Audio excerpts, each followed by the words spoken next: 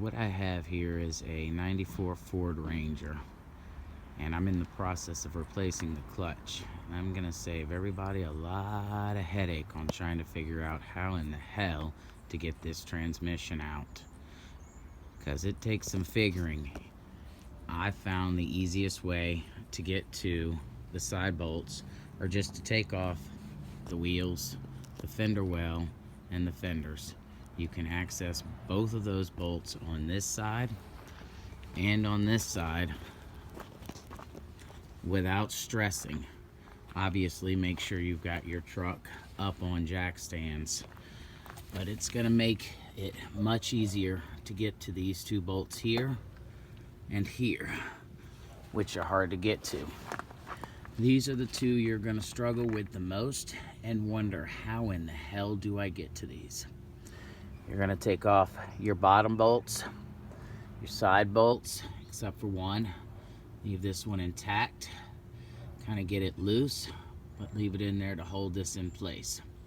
That's gonna allow for this transmission to drop down. When it drops down, you're gonna have a chase along the top of this and this. And that's the only way you're gonna access to get to these bolts. You're also gonna need about 3 foot of extension to get there. You don't need a swivel, but you surely need about 3 foot of extension. Once you get this dropped down a little bit, it's gonna take some finagling, but you can get to these two bolts with that extension and break them free.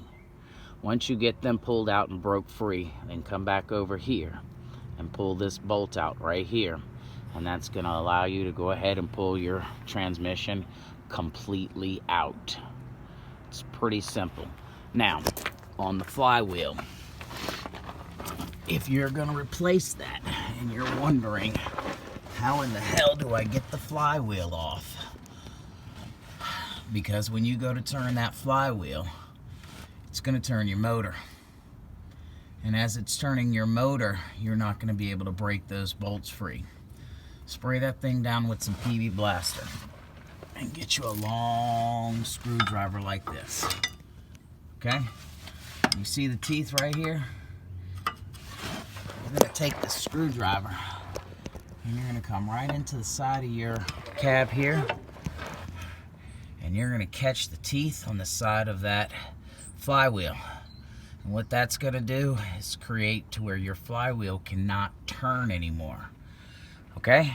And once you get that in there and locked in place, you're going to be able to break those bolts free. Once you break them free, you should be able to pull the flywheel off. Pretty simple. Originally, I wasn't going to pull the flywheel off and replace it because it's in good condition. But I'm going to recommend, as you can see here, this is the rear main seal. Okay? I've got some leakage up here from the valve covers, but I'm sure this rear main seal's got some leakage going on as well. You're here. You're gonna want to replace this. These engines can have 500,000+ miles on them if you maintain them. While you're here, spend the 25 bucks, get the rear main seal, pop this out, and put the new one in. Also, make sure when you're replacing your clutch that you're going to replace this pilot bearing. It's a little bit of a beast to get out. There's some YouTube videos on how to remove it. I shoved a bunch of bread in there with a piece of copper that was kind of mended on the end, but ultimately a 5/8 bolt should work. Pound it, pound it, pound it, throw a little PB Blaster in there. It's going to take some swings, your arm's going to get tired, but you're going to get that bolt out. Anyway, these are the two top bolts I was telling you about here that are going to be a beast to get to. You're only going to be able to trace along the top of here and here to get to those bolts, which is why you're going to want to drop that transmission down. All right? Good luck with your project.